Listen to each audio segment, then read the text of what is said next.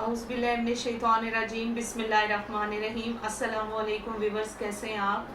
उम्मीद है ठीक होंगे। प्लीज़ आप मेरी वीडियो को गौर से सुने। मैं आपसे जो कुछ शेयर कर रही हूँ गौर से सुनिएगा। आज जब इंसान परेशान होता है, मसाइब में होता है और ऐसे हालात में सब दरवाज़े बंद नज़र आते हैं। आपको पता है इंसान तो इंसान के किसी काम नहीं आ सकता। मौजूदा जो दौर चल रहा है तो हमें अपनी तमाम परेशानियों का जो मदावा है या अपनी परेशानियों का जो हल है वो अल्लाह से लेना है।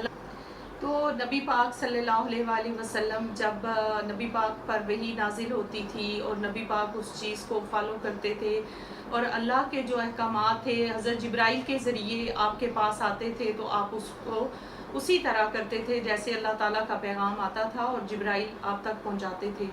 काफ़ी अरसा गुजर गया कि वही का सिलसिला आना बंद हो गया और ये क्योंकि पैगाम जो है वो जिब्राइल लाते थे और अल्लाह ताला ने थोड़ा सा बीच में गैप दे दिया। अल्लाह बेहतर जानता है अपने कि वो ऐसा क्यों हुआ। ये मक्की सूरत है और नबी पाक सल्लल्लाहु अलैहि वसल्लम परेशान हुए और लोगों ने भी कहना शुरू कर दिया जो मुशरिकीन थे कि अल्लाह ने आपको छोड़ दिया है, अब आप क्या करेंगे और कैसे हालात होंगे। तो सूरह वज़्ज़ुहा नाजिल हुई।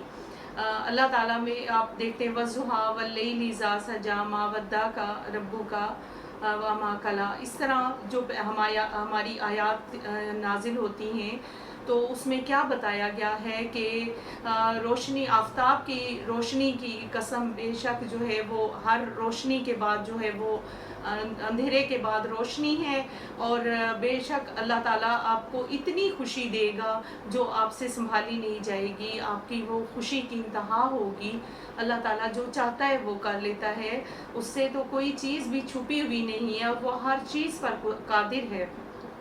तो गोया जब नबी पाक पर ये वही नाजिल हुई और ये सूरत नाजिल हुई तो नबी पाक सल्लल्लाहु अलैहि वसल्लम बहुत परेशानी से गुज़र रहे थे और नबी पाक ने इसको पढ़ना शुरू किया और इनकी बरक़ात से आज हमें भी ये सबक मिलता है कि हम कितने परेशान हैं, कितने मसाइल का शिकार हैं, कितने मसाइब हैं, कितनी परेशानियां हैं।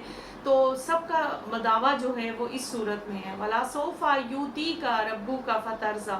तो गोया इस सूरत को पढ़ने से हमारे बहुत सारे मसाइल हल होते हैं। अल्लाह ताला जो है, अल्लाह ताला से दुआ है कि परवरदिगार की ज़ात हम सबको नेकी की तौफीक दे और जो हमारे गुनाह हुए हमसे सरज़द जाने अनजाने में वो हमसे माफ़ करे, हमें दरगुज़र करे और हमें हमारी इस्लाह करे और हमें अच्छे रास्ते पे चलने की तौफीक अता फरमाए।